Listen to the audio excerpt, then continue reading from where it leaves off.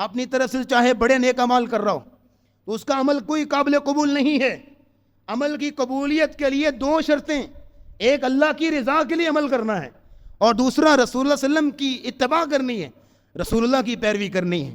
جب آپ رسول اللہ کی پیروی کرتے ہیں تو ویل اینڈ گڈ، لیکن جہاں رسول اللہ کی پیروی نہیں تو بڑا سا کراس لگتا ہے، کانٹا لگتا ہے کہ اس کا عمل قابل قبول نہیں ہے۔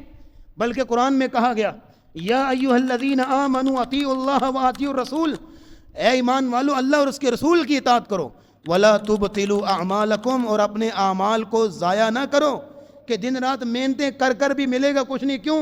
کہ رسول اللہ کی اتباع ہی کوئی نہیں، رسول اللہ کی پیروی کوئی نہیں۔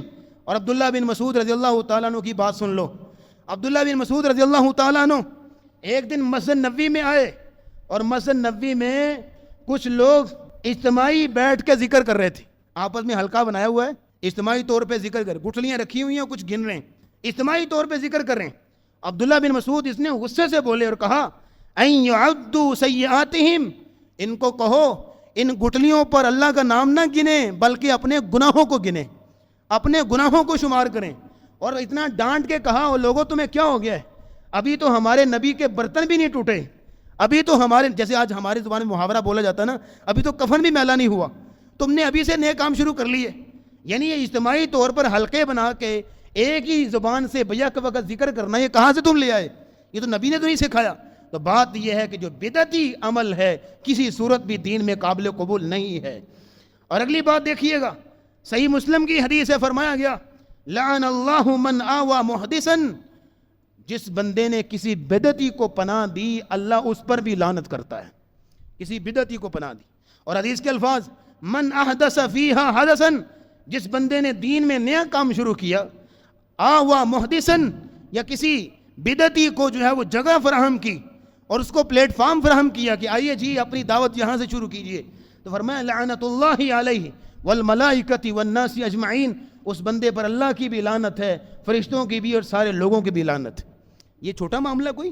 آپ جو مرضی دین میں شروع کرتے جائیں اور بناتے جائیں اور جو ہے وہ لوگوں کو آپ گمراہ کرتے جائیں، دین کے نام پہ نئی نئی چیزیں ایجاد کرتے جائیں، اور پھر یہاں تک بس نہیں ہے، بدعت کا سب سے بڑا وبال یہ ہے کہ بدعتی آدمی اللہ اور اس کے رسول سے آگے نکلنے کی کوشش کرتا ہے۔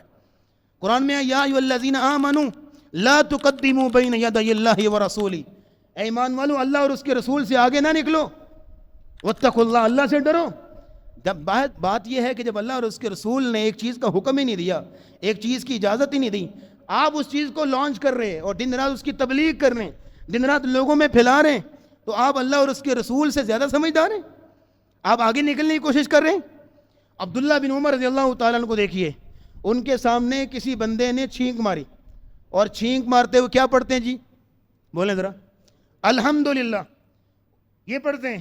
اس نے کہا الحمدللہ والصلاۃ والسلام علی رسول اللہ، جامع ترمذی کی حدیث ہے۔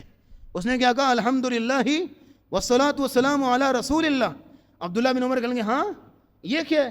کہا جی یہ مجھے زیادہ اچھا لگتا ہے کہ اللہ کی حمد بھی ہو جائے اور ساتھ میں یہ ہے کہ رسول اللہ پر درود بھی پڑھ لیا جائے، ہاں بڑا اچھا جملہ ہے۔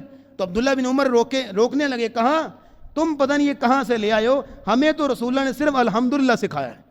تو بات یہ ہے کہ دین میں نیا کام، صحابہ کبھی بھی اس کو چیز کو برداشت نہیں کرتے تھے، تو جو دین میں نیا کام شروع کرتا ہے اس کا مطلب یہ ہے کہ اللہ اور اس کے رسول سے آگے نکلنے کی کوشش کرتا ہے۔